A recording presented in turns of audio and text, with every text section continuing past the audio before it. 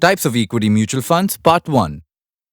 Equities is a subject that's of great interest among investors the world over, and it can't really be explained in a few minutes. So, let's start slowly. Before we jump right into equity mutual funds, how about we spend a few minutes understanding the words equity stock or equity share, collectively called equities. This word comes from the word equitable or equally divided. Okay, imagine this. You go to a fruit market in the peak of the summer and see this gigantic watermelon. Now, a lot of people want to buy it but can't afford to do so because it's really large and so very expensive. The owner of this large watermelon is aware of this, so he decides to cut the watermelon into smaller, equal-sized pieces. In other words, equal-sized shares. Well, this makes a lot of sense to the prospective buyers, and they all queue up to buy the pieces. And the more money they have, the more pieces of watermelon they can buy. Well, just like each piece of watermelon, an equity stock is nothing but a share of a company. The more shares investors own, the larger is their share of the profits or dividends declared by the company. But obviously, investing in shares of companies is far more complicated than buying a share of the watermelon. So basically, equity funds are those that invest primarily in equity shares or stocks, which are also collectively known as equities. Got it? Yup. And here's a broad way of classifying equity funds based on the style of investing. Value style, put simply, is bargain buying. First, the equity analyst team or fund manager will assess the business of a company and assign a value to the price per share based on various factors. A value investor will only buy if the current market price of that share is lower than the assessed price. Let's try this with an example.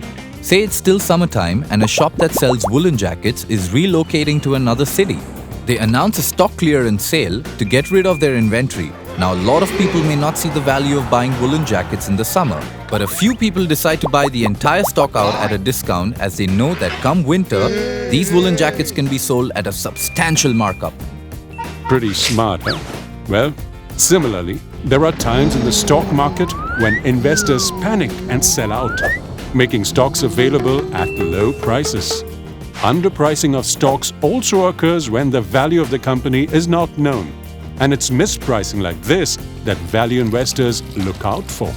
You see, the fund manager can identify the hidden value in a company that others may have missed and begin buying this stock. When the others realize the value of the company, they start buying too, and the stock prices appreciate, making a person's investment appreciate with it. This will give an investor a great bargain, worth his while.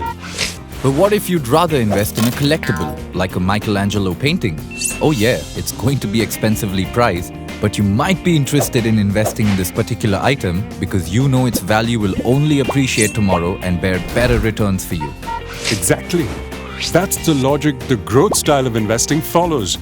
Investing in companies that are likely to continue growing their profits at a reasonable rate. In that case, the fund manager may buy stocks even if they seem fairly priced, because the future growth justifies the current high price. It's actually quite simple, right? So what you might want to do in order to make an optimum purchase is to invest in a suitable combination of cheap stocks at a great bargain and expensive stocks with an appreciating value. Now that's a great assessment of how you can make your decision. These aren't all. There are other ways in which equity funds can be classified, each with unique characteristics, making it easy for investors to find one that suits their needs. Watch our next 2 videos for more kinds of equity funds based on the themes of their portfolio constructions and on the size of the underlying companies in their portfolio. We hope you enjoyed watching this video. Watch more and we'll help you learn about different investing concepts. You can also write to us with your feedback at editor@templeton.com. Mutual fund investments are subject to market risks. Read all scheme-related documents carefully.